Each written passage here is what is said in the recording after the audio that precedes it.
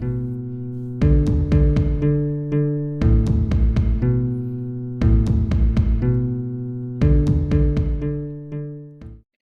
right, turn with me to Joshua 24.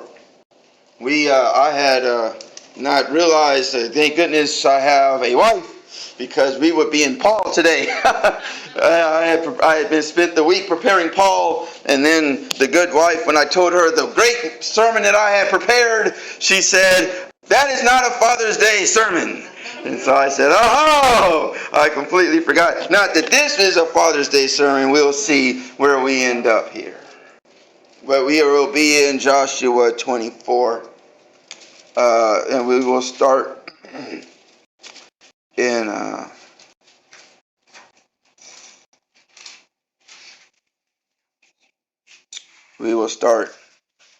at verse 15. No, we'll start at verse 16.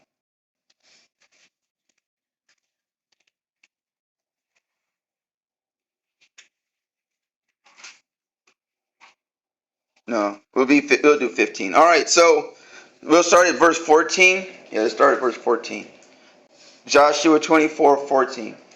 Now therefore fear the Lord, serve him in sincerity and in truth, and put away the gods which your fathers served on the other side of the river and in Egypt. Serve the Lord.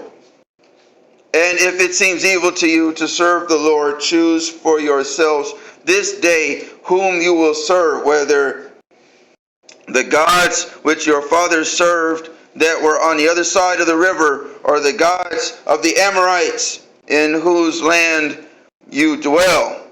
But as for me and my house, we will serve the Lord. But as for me and my house, we will serve the Lord. See, when we meet the Jewish nation, in Joshua 24, we have a problem. The problem is, they were just in captivity in Egypt. They were slaves. While being slaves, they were not free. Their bodies, their minds, and even their spirits were in bondage to the Egyptian people. Having been in bondage for such a long period of time, what ended up happening was the worship that the Egyptians had started to meld into their worship. That the world had, that the Egyptians had, the gods that they had, the style of worship that they had, began to meld into the Jewish worship in such a way that the Jewish worship then started to look a lot like the Egyptian worship. The Egyptian gods that they had started to meld into the Jewish worship that they had. They still had a Jewish flavor, but the tint of it started to become Egyptian. But then God sent Moses, and Moses came and he freed them. But the problem is, and this is the problem that we have today right now that we face. Moses came and he crossed the river Nile, and he freed them bodily, so their bodies were free of bondage. But the problem is, they carried all of the stuff.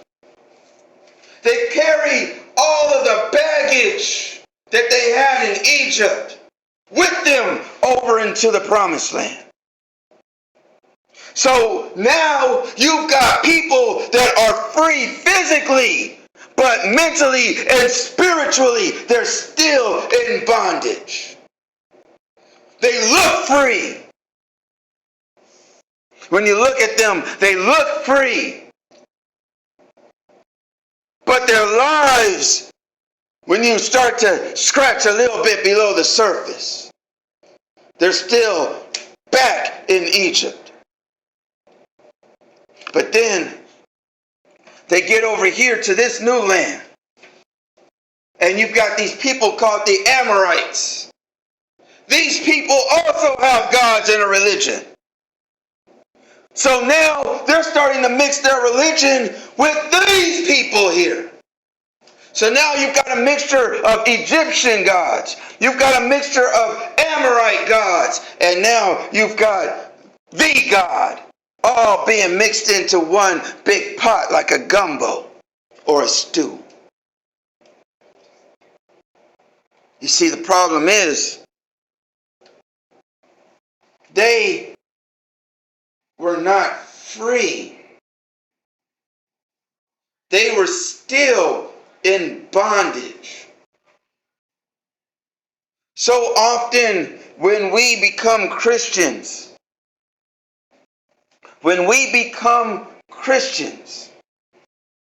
we say, yes, I want to be a Christian.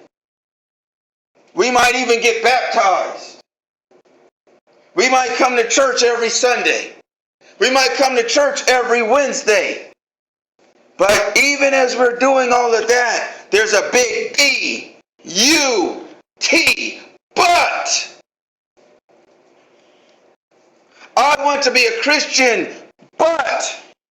What is the but? The but is, I want to be a Christian, but I want to keep this portion of my life that's still fun. I want to be a Christian, but I want to hold on to these parts of me that were there before I was a Christian.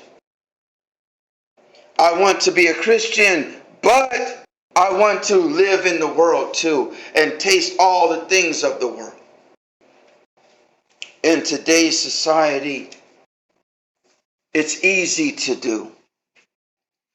They make it easy. Our society makes it easy to cross over the river and carry all of the baggage along with it. So we can say, oh, okay, you want to be a Christian? Fine. Yes, I want to be a Christian. You want to be a Christian? That works. Yes, I want to be a Christian. But I still don't want to give up having sex with other people. Oh, well, you know what? You don't have to give it up. You can be a Christian and still do that. I want to be a Christian, yes. I want to be a Christian, yes. But I don't want to give up drugs. Well, guess what? You can be a Christian and not give it up. We'll give you a Christian light. L-I-T-E, light. L-I-G-H-T. Which one is it? I always get confused. We'll give you a Christian light. Like a Bud Light, right? It's not beer, it's just light, it's a Bud Light.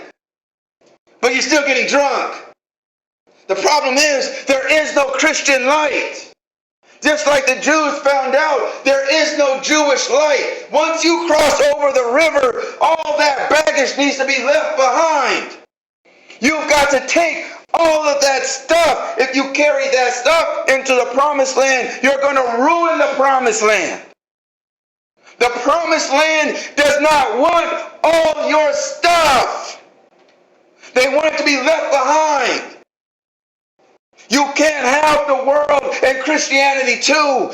Christianity does not play well with others. But you say, Brother Gray, wait a minute. This is a Father's Day sermon. Where's the fathers? That's the question I have too. Where's the fathers? The question I have is, where's the fathers? You see, the difficulty then becomes, who will stand up and say, the world is out there, but I'm not going to allow the world in here? Who will stand up and say, yes, the world, you can have all of the parades you want, but the parading is going to stop at my front door. I cannot control what happens in Houston. I'm not the mayor. Is anyone the mayor here? I'm not the governor. I don't even know if I elect these people at this day and age. I'm not the president. I cannot say what happens in Houston. And I surely cannot say what happens in Los Angeles. But I can say what happens in my house. If I do not have control over my own house, then what type of man am I? Amen. I can tell you, I don't know what my kids do when they go to school. Sometimes I wonder if my kids even go to school the way they act sometimes. Every day I don't get a phone call from the school, that's a good day for me. I don't know if the kids talk back to the teacher. I don't know if they don't do their work. I don't know if they run around socking people in the face. I had a problem with my youngest when he was younger. He liked to bite kids. He was a biter. He just ran. I'd get a call, hello. He bit another one. I'd be like, all right, I'm over there. I have no control over what happens. But I do have control once he walks through that door, though. You can bite everybody you want out there, but teeth come to my direction, and you're going to be missing some teeth. I cannot. Joshua is saying, look, you can keep all of the gods you want. I can't speak for you. But I can speak for me and my house. I've made a decision, and that decision covers my whole house. If you want to be a person in my house, then you got to do what I say. See, I thought I was grown, see. I was 19, I was 20, now I was 20. And you can't tell a 20-year-old nothing. They're grown. I was a grown 20-year-old. I was like 20 going on 50. Couldn't tell me nothing. Then I go back and I have to live with my grandmama. And I thought I was grown. But she said, 10 o'clock, you got to be in the house. I said, I don't have a curfew. She goes, you don't have a curfew out there. But when you come here, it's 10 o'clock. When you come here, you clean the toilets. I didn't clean the toilets in my house. That's probably why you don't have a house. Here, you clean the toilets. I can't say what to do out there, 20-year-old.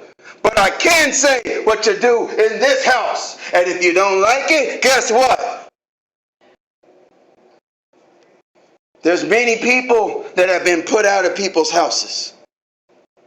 Because you chose a lifestyle. We're watching a TV show right now. This young man, promising young man, he chooses to be a mobster or a gangster. His daddy say, you're a grown man. I can't tell you what to do. But I can tell you where you're not going to do it. It takes a lot of strength, intestinal fortitude, because we love these people. We love them to a fault.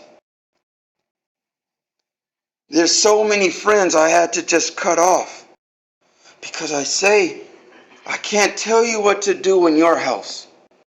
But in my house, I can't allow that nonsense here. You see, once we cross over into being a Christian, once we are on Christian sands, once we are standing in the presence of God, we've got to take off our shoes because we're already next to the flame. Once we have chosen, once we raise our hand, that's when the attack comes. Satan doesn't care about you until you care about God. The more attack on you, the better your life is doing. You say, man, I'm under so many attacks. That means you're doing great, baby. Why? Because Satan, he don't care about the lukewarm Christian that ain't doing nothing. He says, well, he ain't doing nothing. She ain't doing nothing anyway. No, leave her alone. But just wait until you raise your hand and say, you know what? I'm going to actually live right. Oh, now we get the problems. Problems from every angle. You get the phone calls from bosses. You get the phone calls from what you thought were friends. You get the phone calls from family. Why? Because they want to take their baggage and they want to put it on you so that when you're walking across the river, you're weighed down and you're heavy and you're tired, so you can't make it across the river. You can't make it. You stop in the middle of the Nile and you say, let's let the water hit me. I can't make it. Or you make it and you're so drugged down, you make it over across the river, and now you're so weighed down, you're too tired to do anything. This world will weigh you down if you let it. With baggage and nonsense that has nothing to do with you. Did you know this month is Pride Month? It is. Well, I have pride too. I have pride. I can't tell the world what to do during Pride Month. I personally don't care. I don't care.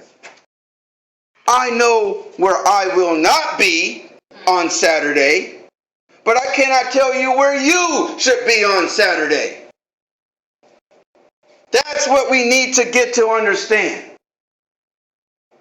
Why are we telling people what to do in their houses? That's their house. That's whatever they're doing. All I can do is say, hey, world, guess what? The world stops at my front door. And it starts with fathers. Because fathers carry the covenant of the whole family. Fathers are the ones that stand at the gate and say, no entry here. If they happen to get past the father, then you got the mother who's saying, no entry here. If they get past those two, you got an oldest son. Hopefully the oldest son is all right. What am I saying though? We have to stop letting the world infiltrate our homes. And they'll do it. Watch the news, you watch TV, you get scared. You watch, it doesn't matter, MSNBC, CNN, it doesn't matter who you're watching. They're telling you all this stuff about the world. You know that the Terminator, you ever seen that movie? It's becoming a real life thing now. We've got these Terminator people now. It's amazing. Cyborgs are becoming a reality. AI, oh my God, the world is ending. Flames, but I gotta get up and go to work tomorrow. I don't have time for all that. At the end of the day, I can't say what the world's going to do. I don't know what Satanists are doing. I don't care. I don't know what they're doing in a parade. I don't care. All I know is that the parade is not about to march into my house. That's all I know. Your parade can go in front of my door. I can't stop that. I can't stop you parading in front of my house. But I can say that your parade ends at my door. And if I can say that, that's enough for me. That's what Joshua is telling us now. We cannot allow the world to mix into our religion. We cannot allow the world to mix into our houses. We cannot allow the world to taint us and put baggage on us that we are weighed down to a point where we can no longer serve God. If we can do that. If we can do that, then we have done enough.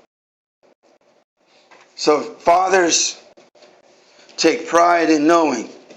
Mothers, too, take pride in knowing. This house, your house, is the house of God. Don't worry about what everybody else is saying or doing. That's on them. What we have to worry about begins and ends at our front door. And if God says your front door is Dallas, well then, you do what God tells you to do. Until then, until that moment comes, we start at home. We start with our children and our grandchildren and our great-grandchildren. If we can just get them to be good Christians, then we say, okay, I've done enough. I've done enough. So on this Father's Day, I say happy Father's Day to all of you. All of us have had fathers. Some of us haven't had the best. I'm one of them. But we had a father, and we have a father up in heaven named Jesus Christ, who is with us always, and is the example, for how we should contort ourselves or conduct ourselves. Jesus says, come forward and live a Christian life. And if you can do that, our gates, our doors can stand up against the waves of the world. May God be with you. Amen.